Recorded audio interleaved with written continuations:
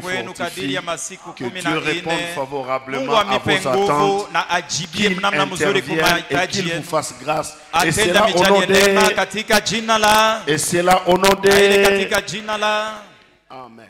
Amina. Bon, mon épouse n'aura pas l'occasion de passer ici, elle vous salue aussi. Mke wangu ana na wakati habatishwe kupanda huku naye ananipikia asante. Amen. Amina. Alors sans plus tarder, nous allons lire la parole de Dieu Bila kugawia tutasoma neno la Mungu et nous allons parler de la part du Seigneur. na tutaongea neno la Bwana. Nous prenons Marc chapitre 5 Marko sura yake ya 5. et nous lisons du 25e verset Tutaanza kusoma tokea shairi yake 25 jusqu'au 34e verset. hadi 34. Merci. Si nous pouvons lire la parole de Dieu. Tutasoma neno la Mungu. Amen. Est-ce qu'on Amen. peut honorer la parole de Dieu, s'il vous plaît? Tunaweza kuheshimu neno la Mungu, tunamisi. Par le résumé de papa, j'ai compris que mon prédécesseur, c'est sur ça qu'il a parlé. Na hata kwa kusema kwa baba yangu naona ya kwamba ule alinitangulia alisemea hii mambo. Amen. Amina. Bon, en fait, Basi la grâce de Dieu va accompagner chacun. neema ya Mungu itasindikiza kila mtu. Après tout, la répétition n'est pas une mauvaise chose. Unajua kama unasema bintu bimoa kila wakati haina mubaya. C'est dans le Seigneur. Na zaidi ni vile ni ndani Il y ya a Bwana. une particularité qui a accompagné mon prédécesseur. Kuna upekee, mambo ya upekee limsindikizo ule linitangulia. C'est que c'est très sûr. Hakika Il y aura une particularité qui m'accompagnera. kutakuwa upekee na mimi moja itanisindikiza. Amen. Amina. Or, la Bible déclare et dit, or, il y Bien avait asema. une femme atteinte d'une perte de sang depuis 12 ans. Elle avait beaucoup souffert entre les mains de plusieurs médecins. Elle avait dépensé tout ce qu'elle possédait. Et elle n'avait éprouvé aucun soulagement, mais était allée plutôt en empirant. Ayant entendu parler de Jésus, elle vint dans la foule par derrière et toucha son vêtement. Car elle disait, tu vois ça?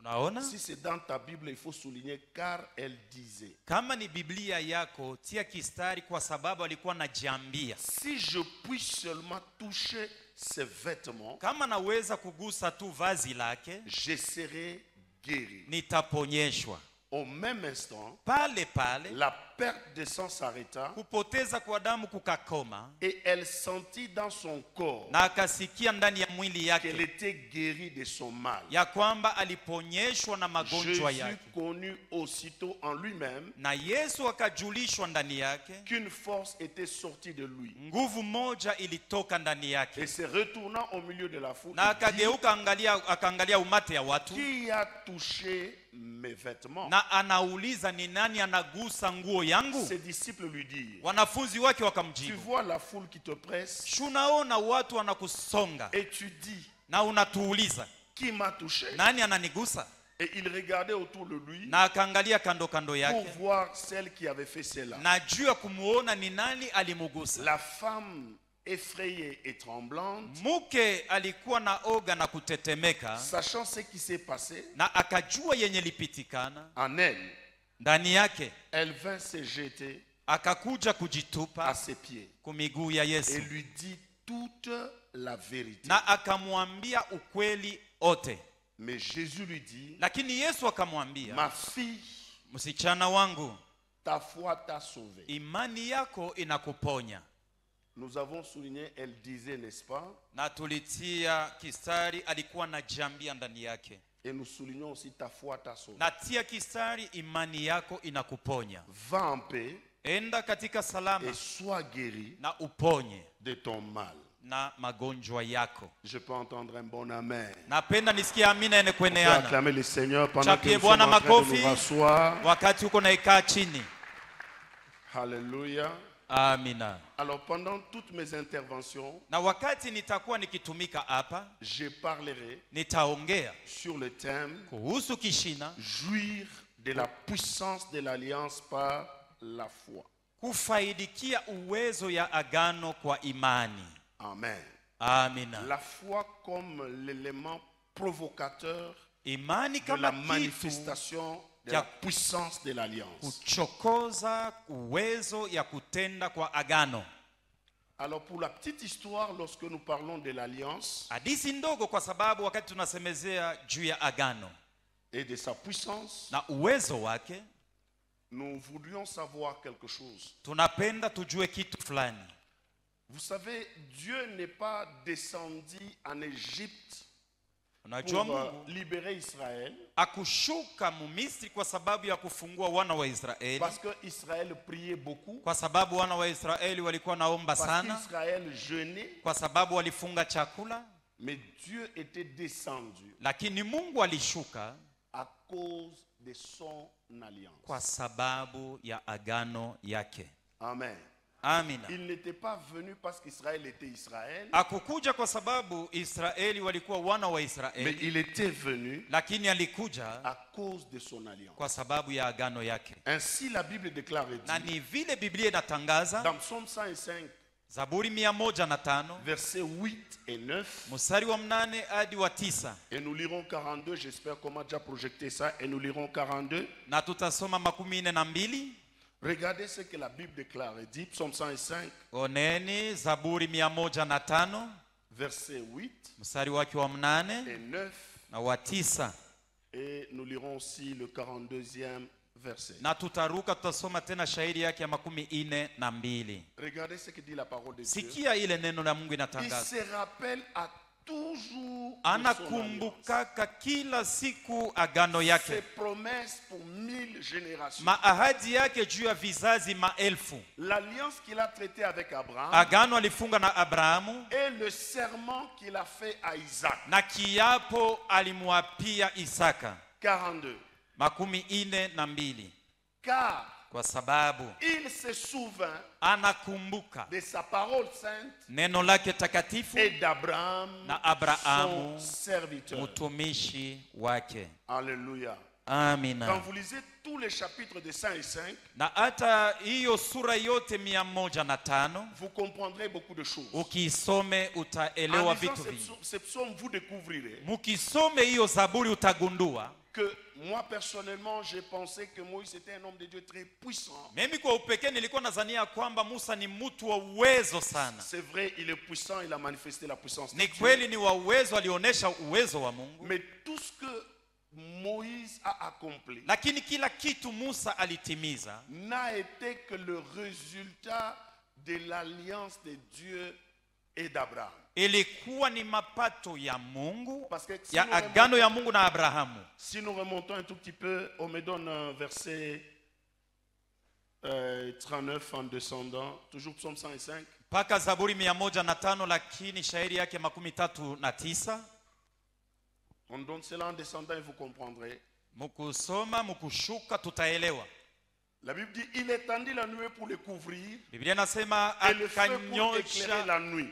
hata wingo juu ya À kuifunika, leur demande, na hata wa kuomba kwao, il fit venir des cailles na akaleta et tubandeke, il les rassasia du pain du ciel. na aliwashibisha na mkate ya mbingu. Il ouvrit le rocher Alifungua mwamba et des eaux coulèrent. na maji kamwangika, Elles se répandirent comme un fleuve dans les lieux na arides. ikasambaza kama mto mnene fazi mkavu, Car kwa sababu il se souvint de akakumbuka sa parole sainte neno lake et takatifu d'Abraham son na serviteur. Abrahamu Donc mtumishi tout ce wake. que Dieu a accompli Nikisema vile vyote Mungu avec alitimiza Moïse pamoja na Musa depuis Égypte tangu Misri jusqu'à ceux qui sont arrivés dans le désert, mpaka na pale baliingia jangwani fendre la mer rouge par deux, na kupasua bahari nyekundu mara mbili faire de l'eau amère devenir une eau na douce, kugeuza une eau maji douce, machungu na kuwa maji nzuri, faire que le rocher devienne une source d'eau, kufanya kwamba mwamba iwe chemchemu ya maji, faire que Israël mange le pain qui vient du ciel, fanya kwamba watoto wa Israeli wakule mkate ya mbingu multiplier la caille,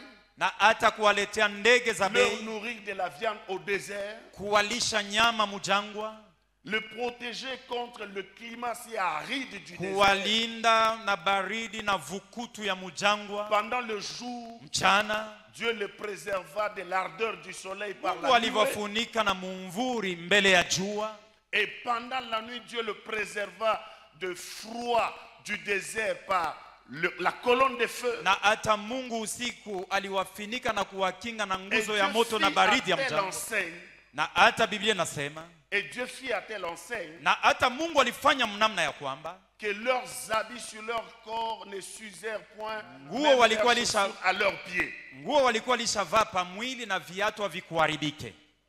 Tout cela parce que Dieu, Ile yote kwa la sababu Bible conclut en disant, Biblia inafunga car maneno inasema kwa il sababu se souvint de sa akakumbuka parole sainte neno lake et de son takatifu serviteur na Abraham. mtumishi Donc, wake Abraham. tout ce qui avait poussé Dieu à agir, Ile yote ilimsukuma Mungu c'était à atende. cause de son alliance. Ilikuwa kwa sababu ya agano yake. Je peux entendre ton amen. Napenda nisikie amina yako. Et la force ou la puissance de l'alliance, Na nguvu na uwezo ya agano c'est le sacrifice et l'autel. ni zabiu na mazabau. Et c'est sur l'autel Na ni juu ya mazabau qu'on établit l'alliance. ndio banatengeneza Et agano. c'est sur cet Na autel-là ni juu ya ile mazabau que Dieu déclara sa Mungu parole. anatangaza neno Et lake. la Bible dit, Na Biblia il ne inasema déclara pas seulement sa parole, akutangaza tu neno il lake, fit un serment. na hata Un akafanya serment kiapo. plutôt. Il fit un serment. Akafanya kiapo. Ce qui fait la puissance de l'alliance, Ile napana nguvu c'est la agano parole de Dieu ni neno la Mungu et son serment. na kiapo kyake. Amen. Amina. Car la Bible déclare et dit, Kwa sababu Biblia il n'est inatangaza pas un inasema, homme pour mentir, ana mtu mwana wa mtu juu ya ni un kudanganya, fils d'homme pour se repentir. wala mwana wa mtu juu ya Ce qu'il kujuta. a dit, Kenye alisema il le fera. hata Ce kitenda, qu'il a déclaré, kenye alitangaza il l'exécutera. hata kiweka hata Et quand vous kitenda. lisez la parole de Dieu, Na ukisome neno la Dieu Mungu, parle à Jérémie. Mungu anaambia Il lui Yeremia, dit, que vois-tu? anamwambia, anamuuliza unaona Jérémie nini? dit, Anasema je vois la branche d'un amandier. naona muti ya mlozi. Et Dieu lui dit, Na Mungu anamwambia, tu as bien vu, unaona njoo car vile, je veille sur ma kwa parole sababu na kesha juu ya neno langu pour juu l'exécuter. kuiweka katika tendo. Amen.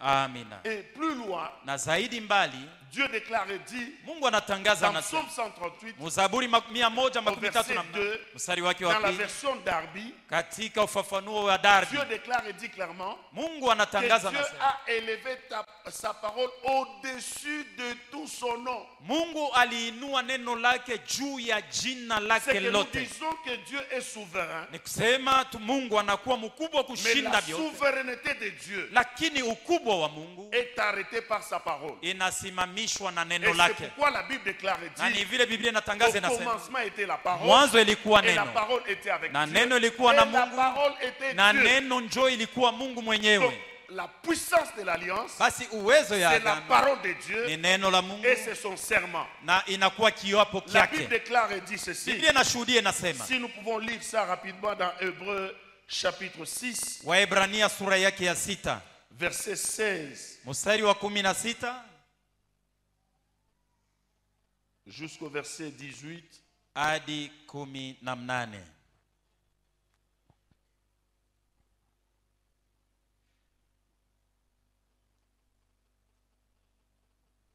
Hébreux 6 plutôt 16 à 18. Waebrania 6:16 hadi 18. Or, Japo les hommes jurent par Watu celui qui est plus grand qu'eux, wanaapa kwa jina ya mtu anakuwa mkubwa et le kuwashinda, serment na kiapo est une garantie qui met fin à tous leurs différends. ni hakikisho inakomesha kabisa mabishano. C'est pourquoi Dieu, Jo, kwa sababu Mungu voulant montrer plus d'évidence aux héritiers de la promesse, alipenda kuonesha vionesho kwa warithi wa ahadi, l'immuabilité de sa résolution, kukosa kubadilika kwa mpango yake, intervint par un serment. akatenda kwa kiapo. 18. 18. Afin que, Kwa sababu par deux choses kupitia vitu viwili immuables, vyenye haviwezekane dans kubadilika, lesquelles il est impossible que Dieu mente, ndani yake haiwezekane Mungu adanganye, nous trouvions un puissant encouragement, na tunapata changamoto kubwa. nous dont le seul refuge Sisi kimbilio a ketu été kya de saisir upekee l'espérance qui nous était ilikuwa ni ya proposée, kushika taraja yenye walituonesha. choses Vitu viwili par lesquelles kupitia il bio est impossible que Dieu haiwezekane mente. Mungu Sa adanganye parole neno et lake son serment. na kiapo wake. Amen. Amina. Ce qu'il a déclaré, Vyenye alitangaza il exécutera. Et atabitenda. il a fait le serment. Na alitia Et la fanya Bible kiapo. déclare et dit, Na Biblia le inatangaza serment amène la garantie kiapo et kinapana empêche les hakikisho différends. na hata Donc, inakomesha lorsqu'on fait un mabishano. serment, Na hata kiapo c'est la fin de toute discussion. ni kusema kama Et c'est kiapo la kinafika preuve ni que kukosa ce que j'ai kubishana déclaré, na kionesho ya je kwamba vile minasema l'exécuterai. nitakitenda. Et tout serment Na kiapo kyote porte un caractère obligatoire. kinakuwa na hali ya kushurutisha. Je n'ai pas entendu ton amen. Sikusikie amina C'est yako. ainsi que Dieu Na ni vile Mungu agit toujours anatendaka kila siku là où il y a son alliance. penye peko agano yake. Quelqu'un peut dire un bon amen. Sema amina ene C'est ainsi kweneana. que Dieu agit toujours Na njoo vile Mungu anatendaka kila siku là où il y a son alliance. penye panapatikana agano Nous yake. bénissons le Seigneur Tunambariki Bwana car nous en kwa Jésus-Christ, sababu sisi ndani ya Yesu nous Kristo avons la meilleure des alliances tuko na agano mzuri zaidi qui kuliko a été ingine, accomplie ilitimizwa par l'œuvre de la croix de Golgotha, kupitia kazi ya msalaba wa par la Golgotha, croix qui est kumsalaba le plus grand autel, na hata et par inakuwa le zabiu sacrifice kubwa de Jésus. na zabiu anayekuwa C'est Yesu. ainsi que pour nous, Na ni vile kwetu nous n'avons plus de promesses, hatuna si tena na ce n'est ahadi l'unique promesse du retour de Jésus, isipokuwa ahadi moja ya mais kurudi kwa toutes Yesu, les promesses na maahadi yote en Jésus-Christ ndani ya Yesu Kristo sont devenues oui, inakuwa Et ndio amen. na inatendeka. donc, ce sont devenus des faits. Ni kusema ni mambo tuko naishi, Donc c'est quelque chose déjà d'établi. ni kusema bintu bilisha kutayarishwa C'est ndio ainsi vile que quand biko. vous lisez dans 2 Corinthiens chapitre 1 verset 20, Na ni vile wa Korinto wa pili sura ya kwanza la makumi Bible mbili déclare et dit, Biblia inashuhudia inasema toutes les promesses en Jésus-Christ maahadi yote sont ndani ya Yesu devenues Kristo oui ili et ni ndio amen. na Donc nous ilishatimilika. là, Basi shi hapa il n'y a plus de promesses. hakuna mambo Pour nous, tena ya ce sont ahadi des faits. kwetu, shi ni C'est mambo pourquoi ilisha en kutendeka Jésus-Christ, ndio kwa sababu ndani ya Yesu Kristo Nous sommes des héritiers. tuko wariti. Les héritiers n'héritent pas les promesses. Muriti Les astahili héritiers ahadi, héritent la Muriti. richesse qu'on leur a léguée. Donc il n'y a plus de Anariti promesses. utajiri C'est ile pourquoi nous walimupatia. avons l'Ancien et le Nouveau hatuna na Testament. ahadi, ndio kwa sababu tunakuwa na agano za kale na agano Et jipya. la Bible déclare et dit, Na Biblia inatangaza tout inasema héritage devient vrai et on urithi peut yote en inakuwa ya posséder kweli na inaweza kuwa yako lorsque le testateur wakati mwenye aliandika barua meurt. anafariki. Et notre Seigneur Jésus, Na wetu Bwana il Yesu est Kristo mort et il est alishafariki ressuscité. na alifufuka. Alors toutes les promesses Basi maahadi yote en Jésus-Christ, ndani ya Yesu c'est Kristo oui. ni ya kweli Amen. na Nous ilishatendeka. devenons des héritiers. Tunakuwa Nous wariti, les héritons. Ça tunairiti, veut dire nous ni le kusema possédons. tuko nayo. Et j'aime ce qu'on dit en droit. Napenda ile inasemewa muhaki. Le droit Haki n'est que droit inakuwa haki si on le revendique. kama we mwenyewe unaijua na unaomba kintu kyako. Amen. Le droit n'est que droit si on le revendique. Haki yako Donc, iko haki kama la we Bible, mwenyewe toute la unajua. Bible, tout ce qui est écrit dans la Bible, Vyote vyenye kuandikiwa c'est Biblia notre héritage en ni Jésus-Christ. urithi yetu ndani ya Yesu Nous Kristo, en possédons na tunaichukua ni yetu lorsque nous les revendiquons. wakati Si tunaiomba. tu ne les revendiques pas, Kama auiombe il n'y aura absolument rien. hautapokea kitu. Quelqu'un dit un bon amen. Sema amina mzuri. Quelqu'un dit un bon amen. Sema amina Est-ce qu'on mzuri. peut dire un bon amen avec Tuseme les amina acclamations mzuri pour la na gloire de tumchapie Jésus? makofi juu ya utukufu yake Yesu. Et sakaya memo shakin tarabashike le bayanta. Liase de reboshike le bakinta. Thank you, Jesus. Maintenant, c'est là que nous allons maintenant parler avec vous si vous avez compris ce que je viens de dire. Jo, sasa tutaongea na we kama unaelewa byenye nilikuambia. On nous remet le texte de cette femme. Uturudishie ile andiko ya Marko. Dans ce texte, il y a de très grandes leçons. Muhii andiko muna somo kubwa. Amen. Amina. Cette femme est extraordinaire. Huyu mke ni wa mastajabu. Ce qui est grave, Ya matata c'est que cette femme, ni kusema huyu mke c'est quand même une personne. ni mutu.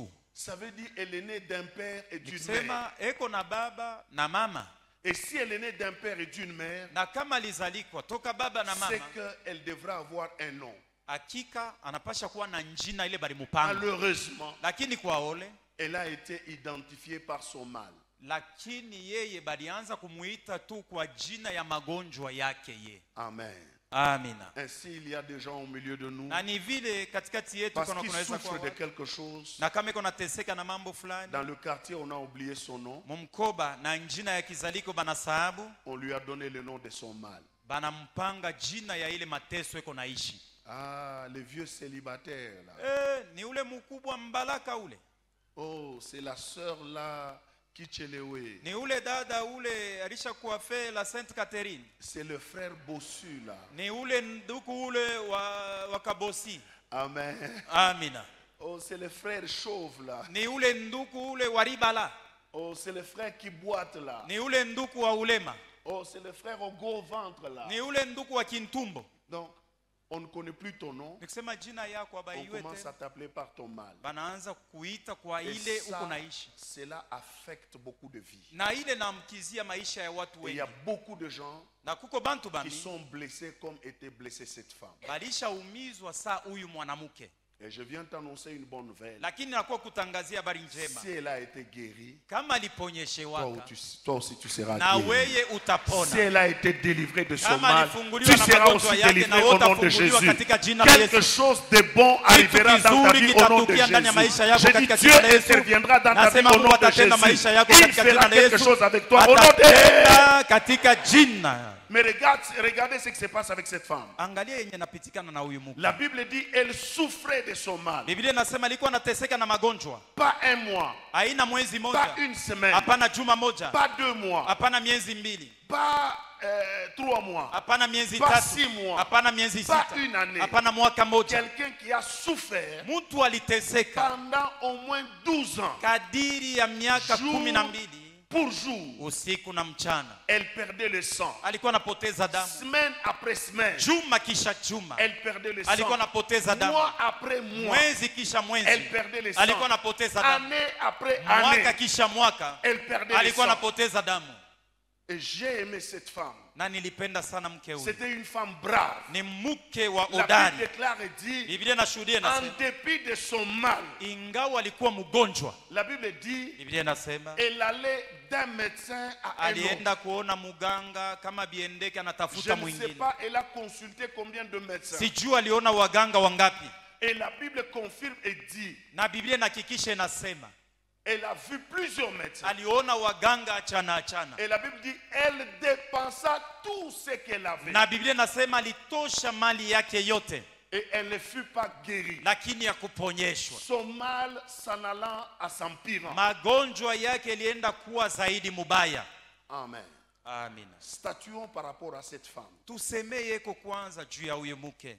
Elle est allée entre les mains de plusieurs médecins. Na aliona waganga achana achana. Et les médecins lui ont dit, Na hata Biblia inatuambia les médecins lui ont dit, waganga walimwambia ta maladie est incurable. magonjwa hiyo haina vidonge, Elle ne s'est pas fatiguée. akuchoka. Elle va consulter un autre Anaenda médecin. kuona mganga mwingine Et c'est le même diagnostic. na hata Elle batamujibu ne s'est jibu pas paka moja. fatiguée. Akuchoka. Elle est allée voir un autre Alienda médecin. kuona mganga C'est le mwingine, même diagnostic. jibu ni paka ile jibu. Elle ne s'est pas fatiguée. Akuchoka. Elle va voir un autre médecin. Anaenda kuona mganga C'est le mwingine, même diagnostic. anampa jibu sawa Et la sawa. Bible donne une petite confirmation. Na hata Biblia inahakikisha kitu Elle kimoja, avait dépensé alitosha tout ce qu'elle avait. mali yake yote. Donc cette femme, Nikisema huyu mke si elle était riche, kama alikuwa mtajiri, elle est devenue pauvre alikuwa maskini à cause de sa maladie. kwa sababu ya magonjwa alikuwa Elle a anateseka nayo. perdu tous les biens qu'elle avait Alipoteza mali yake yote à cause de sa kwa maladie. sababu ya magonjwa yake. Étudions le cas de cette femme. Kwanza tujifunze mambo ya huyu mke. Premièrement, Kia kwanza, quel est son état psychique? alafu mawazo yake iko sasa yaje? Quel est son état émotionnel? Hali yake ya umutu Donc iko je? psychologiquement, Kama kwa ukweli, kwa namna ya ubiolojia, elle est brisée. alishavunjika mawazo, Émotionnellement, na hata muumutu elle est affectée négativement. yeye alishaumizwa munamna mbaya. Donc elle était complètement découragée. Nikisema alipungukiwa kabisa. Quelqu'un m'a posé la question. Mtu mmoja aliniuliza Il ulizo, m'a dit, pasteur, Akaniambia, mchungaji, comment vous expliquer uniambie que kwanza, quelqu'un perde le sang pendant 12 ans? mtu eko napoteza damu kadiri ya miaka 12. Elle était dans quel état? Alikuwa muhali ya je? Donc c'est supposé premièrement, Na kwanza nilijiuliza, physiquement elle avait beaucoup perdu. mukimwili alipoteza. Et comme vous le savez, Na vile mnajua, ce qui nous rend un peu présentable, un peu beau, ile inatufanyaka sisi tuonekana iko kumbele ya bantu wasema tuko c'est un barembo. peu la chair. Quand vous avez un peu de chair. Shikamuko na nyama ilisha kufunika Lorsque kwa mwili. vous devenez squelettique, Na kuambia kama machafu ilisha kuingia yote, la peau est sur les os, na hata hiyo ngozi ilisha kukamata pa mifupa, vous perdez toute la beauté. urembo unapotea. Quel que soit le type de votre teint, Ingawa rangi ya mwili yako, lorsque vous souffrez pendant longtemps comme ça, wakati unaishi magonjwa miaka mingi, vous perdez le teint. unapoteza na rangi ya mwili yako. Alléluia. Amina. Donc elle était dans une situation compliquée. Ni kusema alikuwa mu maisha moja ya matata. Mais je ne peux pas comprendre une personne comme celle-ci, Lakini siwezi kuelewa mtu wa namna hii, complètement abattue, ye mwene kulemewa, complètement découragée. mwene kupungukiwa kiasi, Mais une chose l'échappait. lakini kitu kimoja kilimkwepa. Je ne sais pas comment. Sijue je, Car comme elle était fille d'Abraham, saa vile alikuwa mtoto mwanamke wa Abrahamu, elle jouissait de l'alliance d'Abraham. alikuwa nafaidikia agano ya Abrahamu. Souvenez-vous que Dieu dit, Kumbukeni Mungu anasema, je vous guérirai de toutes vos nitamiponyesha maladies. na kumagonjwa yenu yote. C'était son alliance avec les fils et les filles d'Abraham. Ilikuwa agano yake yeye na watoto wanaume na wanamke wa Abrahamu.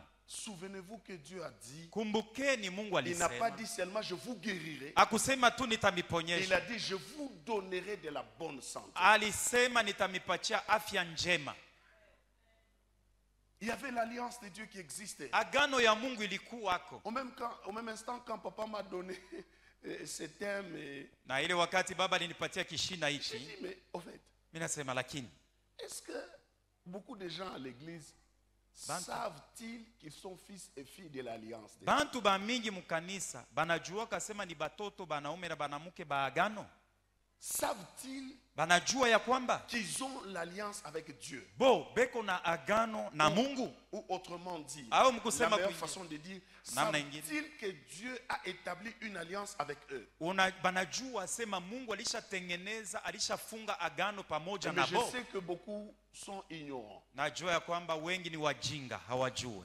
Amen. Et Amina. surtout que la culture d'alliance Zaidi desturi ya agano n'est pas très prônée chez nous. kwetu shi abakutufundishake hiyo On n'utilise pas souvent. na hatuitumikiake Même zaidi. à des moments quand nous parlons de l'alliance de Dieu Hata d'Abraham, wakati tunasema l'alliance agano de ya Isaac et de Mungu, Jacob, agano une ya meilleure Mungu. alliance a été établie pour nous par la Agano mort Mungu et alitia, la alifunga na résurrection de Jésus. Kupitia ufufuko wa Il y a Yesu, beaucoup de gens, kuko batu bengi cela passe inaperçu. na abajua sema ni kusema nini, Ils ne savent même pas abajua hata qu'ils ont kujua alliance avec Dieu ya kwamba yeko na agano na et que Mungu Dieu a établi une alliance avec eux. na Mungu alifunga agano yake na bo. Amen. Amina. Écoutez, je vais dire à quelqu'un ce soir, Acha niambie mtu moja il y a magharibi une ya leo. alliance Kuko qui existe agano entre toi et Dieu. ikwako katikati Oh ya oui. Mungu na Je weye. voudrais dire à quelqu'un, Napenda niambie Dieu mtu a moja, résolu d'être ton allié. Mungu alishabeba mpango ya kuwa rafiki yako mumambo yako weye. Amen. Amen. Il a décidé d'être ton allié. Alishabeba Ça veut dire, mpango ya quelles kuwa que soient rafiki les mumambo yako. circonstances de ta vie, Ni kusema il ingawa a yenye déjà utaishi maisha, déclaré, il a dit, Alishatangaza je ne anasema, t'abandonnerai point, je sitakuachaka, ne te délaisserai point. sitakutupaka. Et il a dit, je serai Na avec anasema vous nitakuwa tous na les wewe jours jusqu'à kila la fin siku des mpaka temps. na mwisho ya Je dunia. suis l'Éternel, votre Niko mwaminifu Dieu. Bwana Mungu Je wenu. suis votre Dieu. Niko Mungu Je wenu. suis votre Dieu. Niko Il Mungu n'est wenu. pas un homme pour mentir, Ana mtu juu ya ni un fils d'un kudanganya, homme pour se wala mwana wa mtu repentir. juu ya Ce qu'il a kuchuka. dit, il le Yenye fera. alisema Ce qu'il a atatenda, déclaré, il yenye alitangaza l'exécutera. Il atatenda. veille sur sa Anakesha parole juu ya neno pour lake, l'exécuter. juu ya Il est kuitenda. le Dieu Eko Mungu, qui est fidèle. eko Quand la mwaminifu. parole de Dieu déclare et Na dit, neno lake même linasema, quand nous sommes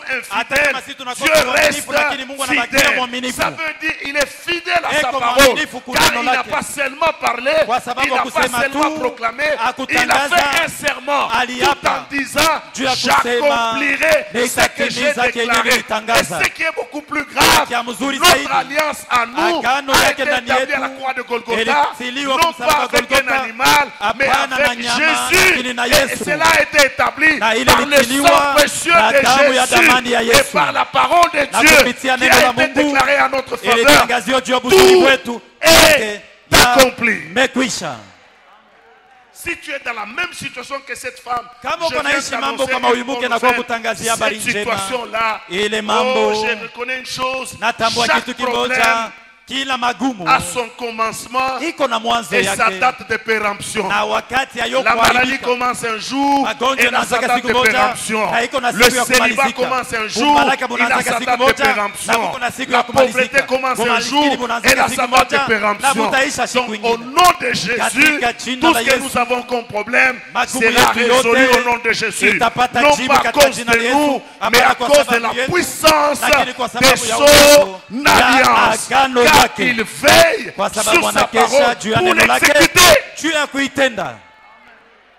Alléluia. Amina. Il veille sur cela pour l'exécuter. Anakesha juu ya neno lake, juu ya Et kuitenda. maintenant, j'ai aimé ce qui se passe dans la vie de cette femme. Alafu unapenda kenye kinapitikana ndani ya maisha À ya un huyu moment mama. donné, Wakati moja on est venu lui dire, balikuwa kumwambia nous avons rencontré un autre médecin. tunakutana na muganga mwingine. Celui-là, Yule il ne demande pas l'argent. ye hatafutake fedha ya mtu. Nous l'avons vu imposer les mains aux gens. Et les gens, Tulimuona les gens natilia ont été watu guéris. mikono, watu Nous wanapona. l'avons vu demander aux gens de toucher sa robe et les gens ont été guéris. Tuliona aliambia bantu muguse nguo yangu, Nous waligusa l'avons vu wanapona. faire la boue avec sa salive. Tuliona anafanya matope na mate yake Et il a guéri les aveugles. na aliponyesha Nous l'avons vipofu. vu adresser une seule parole à un malade Na tuliona qui naambia souffrait neno kwa pendant mgonjwa 38 ans. na hata alikuwa magonjwa umri ya miaka 38. Il lui dit, Anamwambia lève-toi simama tu et sois guéri. na Et la uponyeshe. personne se lève Na ule bwana et elle fut akasimama guérie.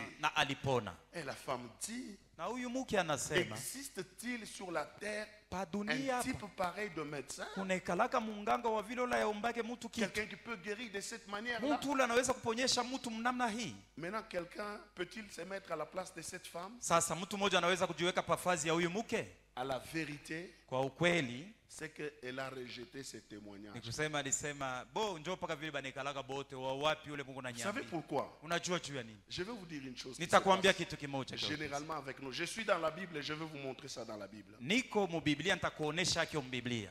Vous savez, s'il y a un domaine quelconque Unajua kama kuna mambo fulani que vous avez échoué, mwenye wewe ulishinda kiawe dans kufanya. lequel vous avez échoué, Mulo ulishinda kiawe kufanya. vous échouez encore, Unashinda amo kia vous kufanya tena. échouez encore, Unashinda tena kia vous kufanya. échouez encore, Unashinda tena kia kufanya. vous échouez encore, Unashinda amo tena kiawe kufanya. Zishuwe encore. Unashinda amo tena kiawe Zishuwe kufanya. encore. Unashinda amo tena kiawe Zishuwe kufanya. encore. Unashinda amo tena kiawe Vous kufanya. savez ce qui se passe? Unajua mambo ile itakufikia. Dans notre être, Ndani ya umutu wetu il y a ce qu'on appelle le Kuna. subconscient. kunakuwa ile inaitwa zamiri. Huko na mawazo ya ndani kabisa. Ya ndani kupita conscience. Dans ton intérieur, à l'intérieur de ta conscience. Voici ce que fait le subconscient. Sasa ona ile mawazo ya ndani zaidi ya zamiri. Notre subconscient Ndani yetu ya zamiri enregistre généralement inaandikaka kwa ujumla toutes les informations qui nous viennent à répétition. mahabari yote ile natufikaka kila siku paka yonjo ko natufikia. Et ça constitue Na inakuwa notre manière d'agir et de faire. namna yetu ya kutenda na mwenendo yetu. Est-ce que quelqu'un comprend ça? Unaelewa? Et c'est comme ça. Na njoo vile. Même si vous sortez de ces lieux, Hata kama unatoka hapa, vous allez dire à quelqu'un, utaambia mtu mwingine, dans notre église, mukanisa yetu il s'est fait beaucoup de miracles. Il miujiza y avait inatendeka. quelqu'un là Ndiona mtu moya qui avait les yeux fermés qui ne voyait pas. macho Et ilikuwa le inakufumba, pasteur ilikuwa a prié kipofu, pour lui. lakini pastori Ses yeux se sont ouverts. macho yake yanafunguka. Du mensonge. C'est quoi ça? Qu'est-ce que tu veux me dire dans notre période ici?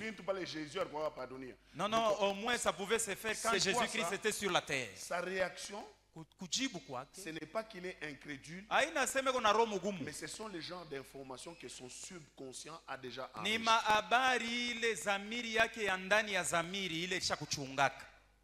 C'est comme ça que vous voyez un chrétien m'a dit un jour. Il m'a dit, pasteur, c'est jusqu'à quand? Nous prions comme si nous ne prions pas. Mais c'est quoi? Pourquoi ça ne marche pas? Vous imaginez, est-ce qu'un chrétien peut parler comme ça? Qu'est-ce qui lui fait parler? Ce sont les réalités qu'il a rencontrées dans sa vie à répétition, et ça s'est enregistré en lui. Et alors la personne pense qu'elle ne peut plus s'en sortir. Mais moi j'ai une bonne nouvelle à vous annoncer ce soir. Sa maladie a traîné pendant 12 ans, mais sa guérison a été instantanée. Nous avons le médecin, le véritable médecin sans frontières, c'est Jésus. Il ne connaît pas une frontière dans le domaine de la guérison. Il détient la guérison. Il est celui qui s'appelle Yahweh Rapha, l'éternel Dieu qui nous guérit de toutes nos maladies. Il n'y a aucune maladie qui peut échapper à Jésus. Il est tout puissant et il est capable de tout guérir. Alléluia. Amen. Et ce qui a guéri cette femme, c'est quoi? Jésus a dit, ta foi t'a sauvé. Est-ce que quelqu'un comprend ça? Jésus n'a pas dit, ma puissance t'a sauvé. Parce que quand vous lisez la Bible dit Jésus s'était rendu compte qu'une puissance était sortie de lui. Mais Jésus n'a pas dit, j'ai senti une puissance sortir de moi et c'est ma puissance qui t'a guéri. Non, la conclusion de Jésus, il dit à cette femme, ta foi t'a guéri. Mon frère, écoute-moi. Oh là. Oh là. J'aimerais qu'on soit à un même niveau. Permettez qu'on soit à un même niveau. Nous allons prier. Papa, les cultes, la prédication termine à quelle heure? Il est 18h moins 10. Merci.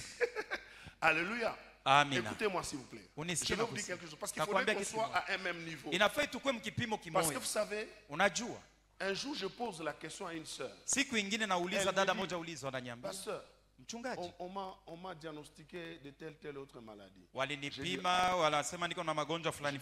c'est bon. Alors va te faire soigner. Et c'était, ça demandait qu'elle soit opérée.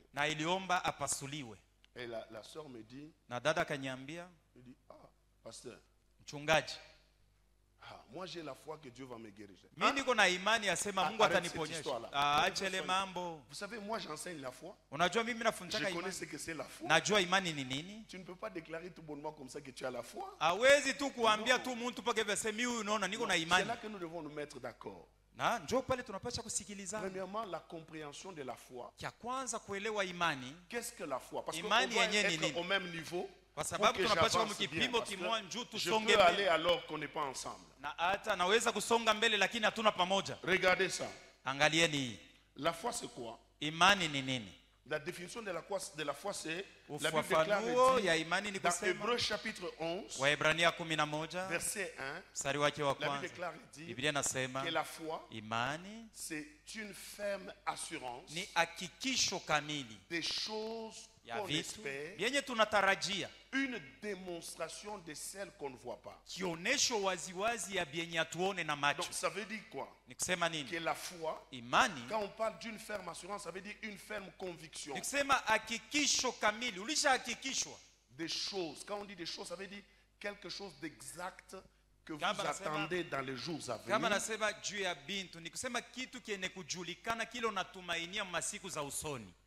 et que tu ne vois pas avec les yeux physiques, mais que tu dois maintenant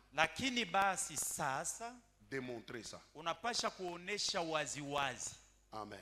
Amen. Supposons que je suis malade et je crois que Dieu va me guérir et je prie que Dieu me guérisse et je crois que Dieu m'a guéri. Ça veut dire présentement là, j'ai encore mal. ningaliki na magonjwa, niko na maumivu, mais je vois la guérison. lakini milisha kuona, milisha kujiona, milisha kupona. La deuxième étape essentielle, na kipindi kia pili kia mafaa, c'est démontrer ni kuonesha que je suis guéri. ya kwamba nilishapona. Et ça veut dire quoi? Ni kusema nini? Je ne resterai plus allongé dans le lit. Shitabakia mwenye kulala kitandani. Malgré les mal que j'ai, ingawa maumivu, je me lève du lit. Nalamuka natoka mkitanda. Je commence à faire ce que je ne pouvais pas faire. Naanza kufanya bienye sikuweza kufanya mbele. Je démontre que je suis guéri. Pale niko naonesha wazi wazi ya kwamba ninapona. Na ni pale niko naonesha. C'est là que je reçois la guérison. Na ni pale niko nabionesha wazi wazi njoo mimi napokea na uponyaji. Alléluia. Amina. Et qu'est-ce que d'important nous devons encore savoir? Ni kitu kiani kia mafaa kenye tunapaswa kujua tena. L'importance de la foi. Umuhimu wa imani. La Bible dit, Biblia inasema, c'est à cause de la foi ni kwa sababu ya imani que les anciens ont obtenu un meilleur témoignage de Dieu. Babu walipokea ushuhuda nzuri ya kutoka kwa Mungu. Donc pour que Dieu rende un bon témoignage de toi, sema juu Mungu akushuhudie mnamna mzuri, il faut que tu aies la foi. Tafadhali uwe na imani. Sans la foi, bila imani, Dieu ne peut pas rendre un bon témoignage de toi. Mungu hawezi kukushuhudia ushuhuda nzuri. Et troisième chose importante que vous devez savoir. Na kitu kia tatu kenye kizuri kia muhimu unapaswa kujua. La Bible déclare et dit ceci. Biblia inashuhudia inasema hivi. Habakkuk chapitre 2 verset 4. Sura ya pili mstari wa 4. La Bible dit le juste vivra par sa foi. Mwenye haki ataishi kwa imani yake yeye. Et Romains na Waroma chapitre 1 verset 17. Sura ya kwanza 17. La Bible dit le juste vivra par la foi. Biblia nasema mwenye haki ataishi kwa imani. Hébreux 10:38. Na Waebrania la Bible dit 10:38. le juste vivra par la foi. Biblia nasema mwenye haki ataishi kwa imani. Pour avoir la meilleure compréhension et avoir l'importance de la foi. Juu ya kuwa na uelewe mzuri juu ya kuwa na imani, c'est que ni kusema ta vie, maisha yako, les résultats de ta vie, mapato ya maisha yako dépendent inategemea de ta foi. imani yako. J'ai pas entendu ton amen. Sikusikia amina Et yako. en d'autres termes, pour la meilleure compréhension, juu ya kuelewa mzuri, la foi, imani est comparable. La foi pour un chrétien, imani ya Mkristo est comparable au inalinganishwa souffle de vie pour un humain. na pumuzi ya uzima ndani ya maisha ya mtu. Parce que la Bible dit le juste vivra pas. Biblia nasema mwenye haki ataishi kwa imani. Qui vit, il vit à cause de son souffle de vie. Mtu kama eko naishi kwa sababu eko na mpumuzi ya uzima ndani. En aucun jour, hata siku moja, un être humain peut prêter à son être humain son souffle de vie pour dire bon, écoute, comme tu ne respires plus, je te prête mon souffle de vie. Mwanadamu mwingine hawezi kukopesha mwanadamu mwingine pumuzi juu ya kusema sasa vile unaikosa na kupatia. La femme reste avec son souffle de vie et l'homme est parti.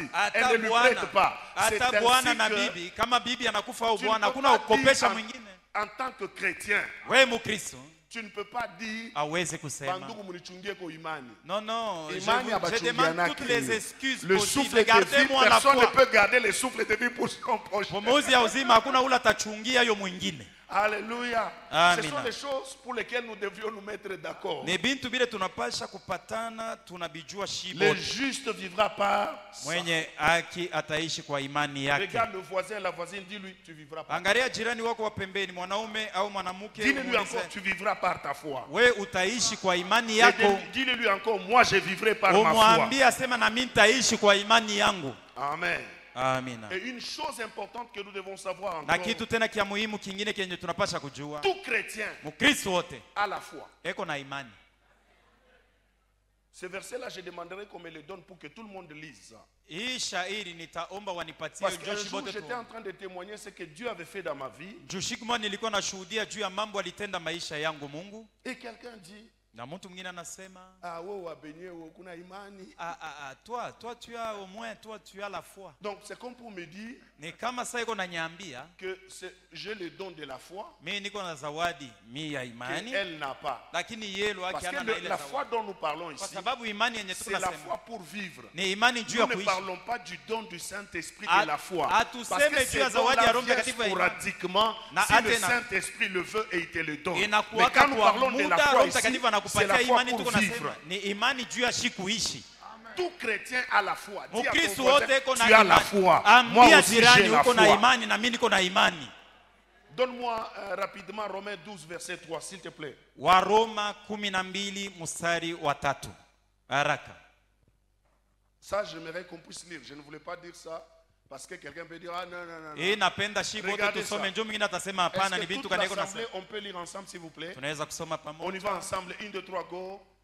Par la grâce qui m'a été donnée, j'ai dit à chacun de vous de n'avoir pas de lui-même une trop haute opinion, mais de revêtir des sentiments modestes selon la mesure des foi que Dieu a départi à chacun.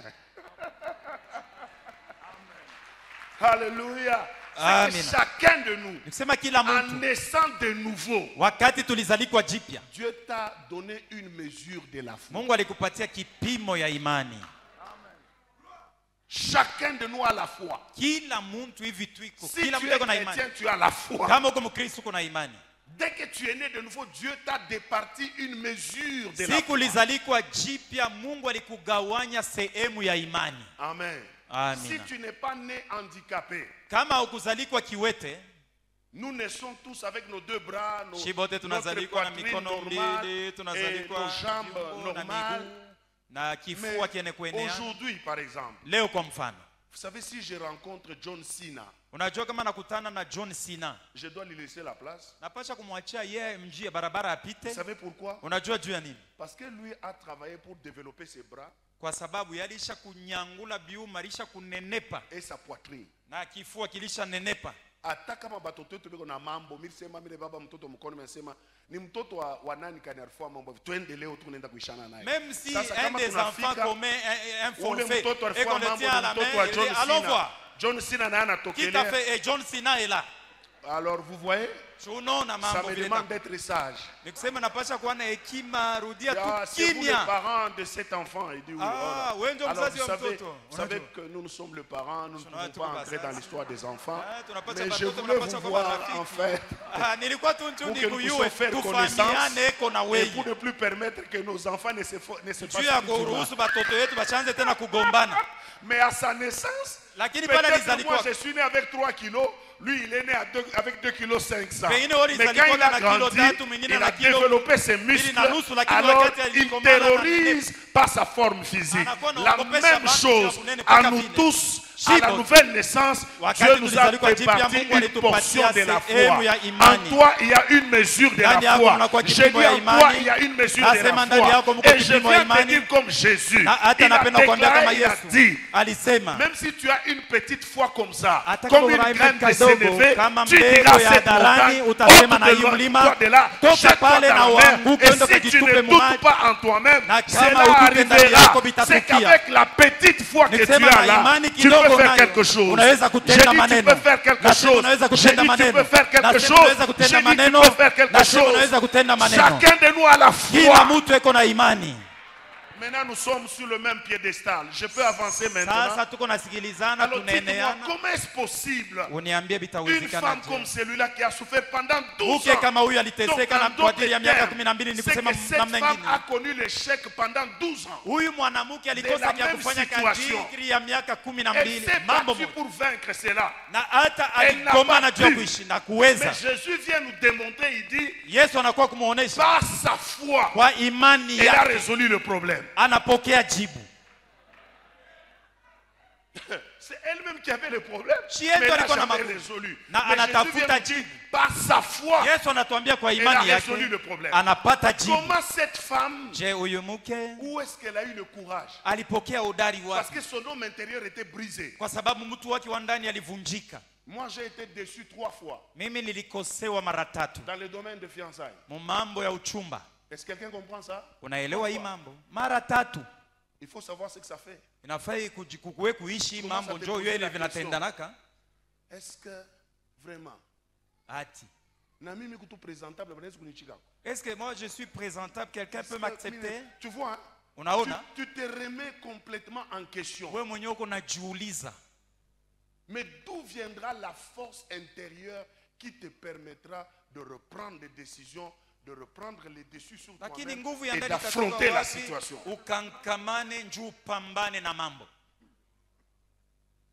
D'où tu auras la force intérieure?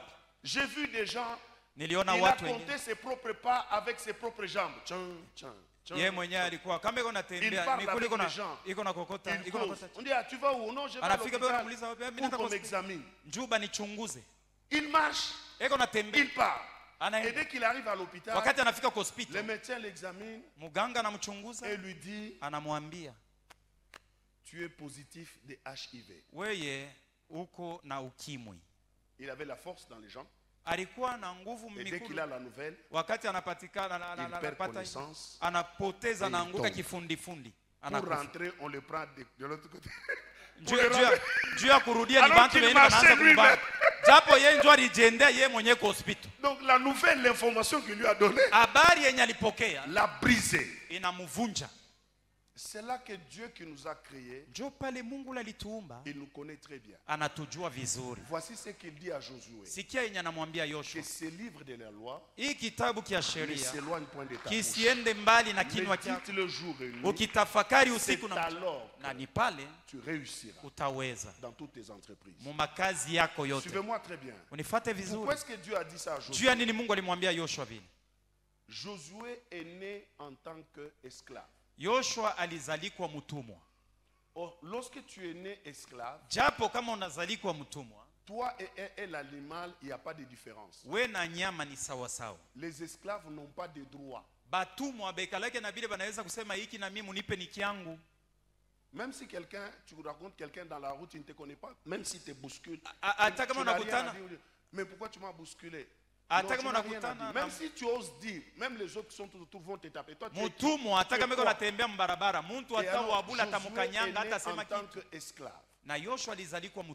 Et il a grandi avec la mentalité d'esclave. Et du coup, il est établi à la tête d'une grande nation. Et c'est lui qui doit conduire la nation. Or, en conduisant la nation, il rencontrera des défis, des armées suffisamment équipées. Il devra affronter plusieurs choses. Or, avec la mentalité d'esclave, il ne tiendra pas le coup. C'est pourquoi Dieu lui dit que ce livre de la loi ne s'éloigne point de ta bouche. Médite-le jour et nuit. Méditer, ça veut dire quoi? Dans son sens original, ça veut dire ceci: c'est murmurer à voix basse continuellement quelque chose. Kintu kimoya kimoya mara na mara na sauti ya chini. Tu te murmures ça à toi-même. Wewe unajiambia yake wewe mwenyewe plusieurs fois. Uko narudililia mara na mara. Tu te parles à toi-même, pas à quelqu'un. C'est pourquoi même les scientifiques ont fini par dire la répétition est la mère de la science. Tu veux avoir la science, tu veux avoir la connaissance, répète les mêmes choses. C'est ainsi que cette femme nous a enseigné une leçon importante. Regardez ce que la Bible dit. La Bible dit, car elle disait, si je touche le pan de sa robe, je serai guéri. La phrase est à l'imparfait. Le temps imparfait présente une action continuelle dans le passé. Donc, dès le jour qu'elle a eu l'information qu'il y a un médecin qui guérit sans qu'on lui donne aucun produit, à partir de ce jour-là, elle a commencé à se dire, elle se parle à elle-même. Si elle s'appelait Jean Bertin, elle se disait à elle-même, Jean Bertin, Le jour où tu toucheras le pan de la robe de Jésus, tu seras guéri. Le matin, Jean-Bertin, le jour où tu touches le pan de sa robe, tu seras guéri. À midi, Jean-Bertin, si tu touches seulement au pan de sa robe, tu seras guéri. Le soir, Jean-Bertin, si tu touches au pan de sa robe, tu seras guéri. Le lendemain, Jean-Bertin, si tu touches au pan de sa robe, tu seras guéri. Le lendemain à midi, Jean-Bertin, si tu touches au pan de sa robe, tu seras guéri. Le lendemain soir, Jean-Bertin, si tu touches au pan de sa robe, tu seras guéri. Elle a agi continuellement de cette manière-là. Et s'est répété la même chose. C'est ça que les scientifiques appellent le pouvoir de l'auto-persuasion. Ça veut dire qu'elle travaille sur elle-même pour se convaincre elle-même que la guérison est possible avec Jésus. Elle n'a jamais consulté Jésus. Elle n'a jamais demandé de rencontrer Jésus. Elle n'a jamais demandé aucune audience. Jésus ne lui a jamais envoyé un message pour lui dire tu viendras et dès que tu toucheras au pan de ma robe, tu seras guéri. Non, elle se disait si je puis toucher le pan de sa robe, je serai guéri. La persuasion, elle a décidé de se convaincre elle-même et de croire que c'est possible que si je touche le pan de sa robe, je serai guéri. Est-ce que quelqu'un comprend ça? Et cette manière de se parler à elle-même, au finish, la conviction est née dans son cœur. Elle a cru que c'est possible. C'est aussi qu'elle a marché. Vous savez que cette femme a bravé la mort en quittant la maison pour aller vers Jésus. Car elle vivait dans une société, lorsqu'une femme est en train de perdre le sang, elle est impure. Celui qui la touchera deviendra impur. Tout ce à quoi elle touchera deviendra impur. Donc elle a bravé cela, cette loi-là, à cause de la conviction intérieure. À cause de la conviction intérieure. Et elle a marché, elle est arrivée jusqu'à Jésus. Et dès qu'elle a touché les pas de sa robe, la Bible dit instantanément, son mal disparut et elle fut guérie. Et Jésus dit qui m'a touché, parce que je sens qu'une force est sortie de moi. Et les hommes se regardaient entre eux. Ils disaient, mais qui a fait ça? On ne sait pas. Jésus. Papa, nous pouvons être dans la même assemblée tous. Il y en a qui bousculeront Jésus, mais il y en a qui toucheront Jésus. C'est ça qui fait la différence. Nous pouvons tous venir dans la présence de Dieu. Il y en a qui bousculeront Jésus, mais il y en a qui toucheront Jésus. Et la puissance sortira pour guérir. Je viens vous annoncer une bonne nouvelle. Dieu ne fait pas exception des personnes, mais ceux qui ont la foi en lui, ils rencontreront Dieu sur leur chemin et Dieu agira en leur faveur. Jésus appelle cette capacité de l'auto-persuasion, Jésus appelle ça la foi. Donc en toi, tel que tu es assis là, il y a la capacité d'arrêter cette souffrance. Amen. Papa, je vais vous dire une chose. Dieu nous a donné la capacité de la créativité. Par notre capacité d'imagination. La pensée. Dieu dit dans sa parole, tel homme pense, tel il est. Il y a une différence entre penser,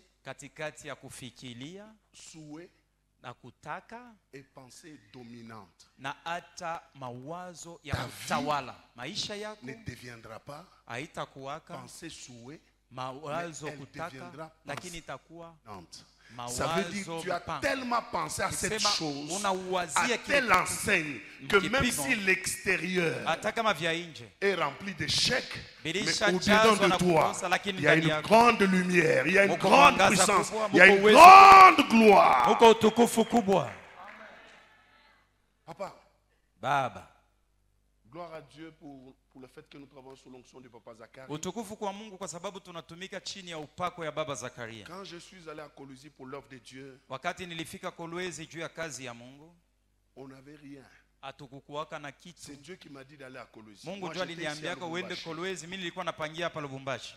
Et j'ai pris la raison de partir. Na hata nilichukua mpango nikaenda. Tout ce que nous avions, ile tulikuwaka nayo, c'est les rideaux de l'embellissement pour notre ministère. Quand notre pasteur travaillait, il embellissait les devants avec un rideau. Ni rideau ile tulikuwa nayo ya kupamba kwa sababu baba yetu wa kiroho kulikuwa marido ile balikuwa kanaweka juu ya kupamba kumbele mkanisa. Njoo ile alituachiaka. Et quand on devait partir, wakati tulipasha kwenda, comme on n'avait pas de chaussures présentables, sasa vile tukwe na viatu vya kuonekana mzuri, un pasteur avait organisé une convention dans son église. Mchungaji mmoja alitengeneza kongamano mkanisa yake. Et nous lui avons prêté ces rideaux là. Na tulimkopeshaka ile rideau ile nguo. Et après la convention, na kisha kongamano, nous avons demandé les rideaux. Tulimuomba ile marido. Il a commencé à nous promettre, non, passez demain. Akaanza kutuambia mpite tu kesho mtaikutanisha. Pasteur, si ça te plaît. Mwisho ya yote nikamwambia kama inakupendeza mchungaji, achète seulement. Uinunue tu. Et il a acheté. Na aliinunua. L'argent qu'il nous a donné, fedha yenye c'est alitupatia. ce que moi j'ai acheté une paire de chaussures. Na nous sommes allés à Erika avec maman. Tulienda na mama Chantal. J'ai acheté une paire de chaussures. Niliuza viatu. Elle a acheté aussi une paire de chaussures. Na yeye aliuza viatu. Donc j'avais un safari décoloré. Nilikuwa na safari yenye kupoteza rangi. Décoloré. Suruaru mbili na sheti mbili yenye kupoteza rangi yayo. Bien madame mishkuliza ke ni binini. Pour madame. Alors, je ne veux pas en parler. Elle-même sait faire la comptabilité. Quand on est arrivé à Kolwezi, on a commencé le ministère. Et du coup, j'ai présenté à l'église le plan de l'église que nous allons construire. Et même comment sera l'intérieur. Il y aura des chaises pareilles. En quelle année? En 2006. 2007. Et un frère un jour m'a invité chez lui. Vous savez, quand quelqu'un est assis dans la vie, et toi tu es en train de te rechercher. À des moments, il pense que les effets de nos foi, c'est une folie, c'est une complication. Il me fait asseoir. On nous présente un très bon repas. Nous les mangeons au nom du Seigneur Jésus. Et il me pose la question. Pasteur, ce que tu dis là, cette église-là, c'est ici à Kolwezi ou en France? Mais j'étais étonné parce qu'il sait que je suis l'enseignant de la foi. Je le regarde en face, je lui dis non. Moi j'étais sincère et sérieux, alors lui s'est moqué de moi. Je dis non. C'est ici à Kolwezi. Est-ce que quelqu'un comprend ça? L'intérieur c'était des chaises toutes bleues. Est-ce que quelqu'un comprend ça? Les gens qui sont venus chez nous comme le président Pichou, comme Junior Kabongo, et voient au fond de la salle, nous avions déjà mis une bâche qui présente l'intérieur de l'église avec des chaises bleues. Donc les chaises sont en train de monter dans le cargo en Chine pour venir à Kolwezi. Est-ce que quelqu'un comprend ça? La puissance de l'auto-persuasion, ça s'appelle la foi. Donc maintenant, maman, ne dors plus. Ma soeur, ne dort plus. Nous vous avons dit que la foi vient de ce qu'on entend. Et ce qu'on entend vient de la parole de Christ. Cette femme n'a pas écouté Christ. Elle a entendu les témoignages des gens. Et sur base de ça, elle s'est formée une pensée. Et elle a commencé à se répéter cette pensée chaque jour, jusqu'à ce que cette pensée est devenue une pensée dominante et a conduit sa manière d'agir. Parce que la méditation produit en nous le pouvoir de volonté. Uwezo wa tendo. Est-ce que tu comprends ça? Vous êtes déjà arrivé que ton enfant vient dire, papa, notre enseignant a dit tu es imbécile. Mwalimu wetu alituambia sio kubumbafu. Junior, tu as dit quoi? Mtoto, unasema? Non, il a dit que tu es imbécile. Mwalimu yetu anasema wewe ndio kiabula uye kintu. Moi? Mie. Imbécile. Mimi shiwe kintu mi.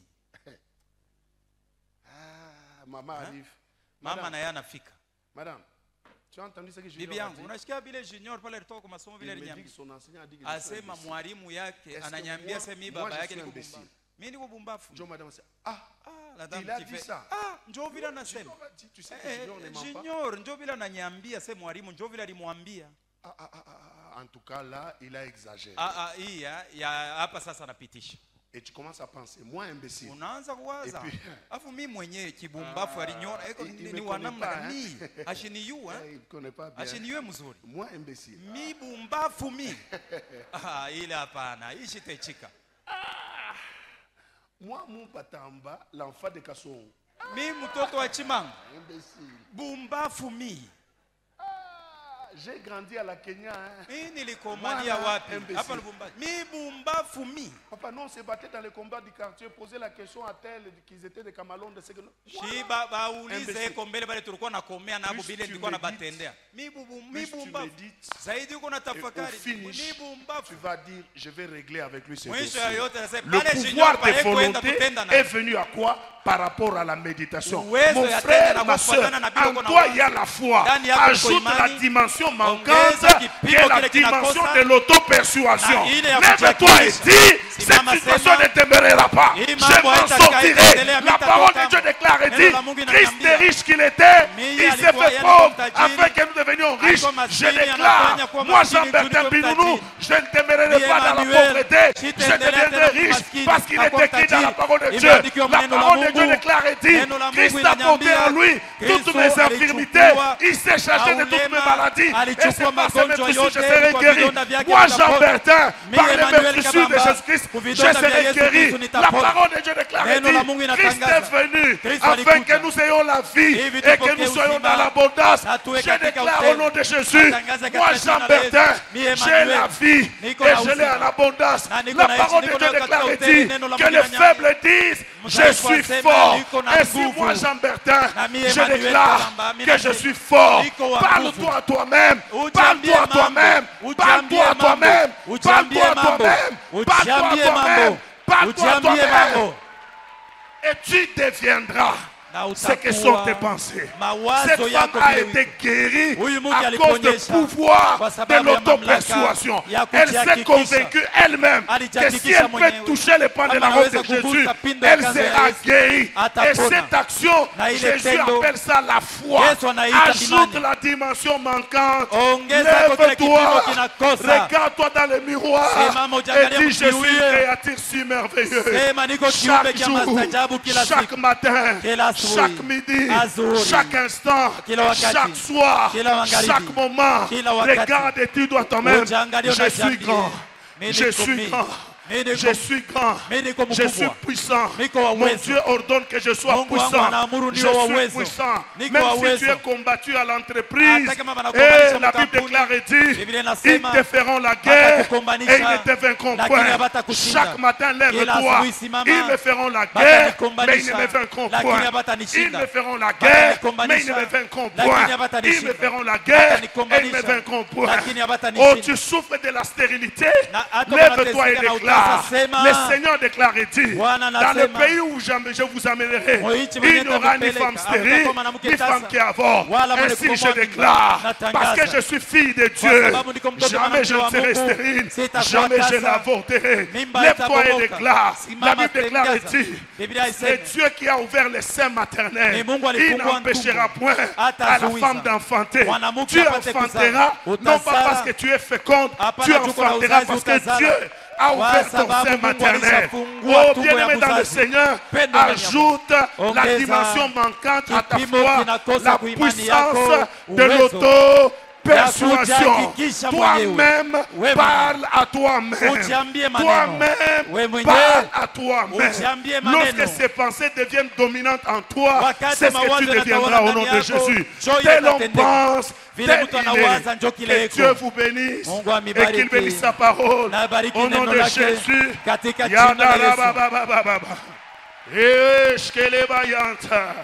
Lirobo shikele bakunta. Mesede ke azia.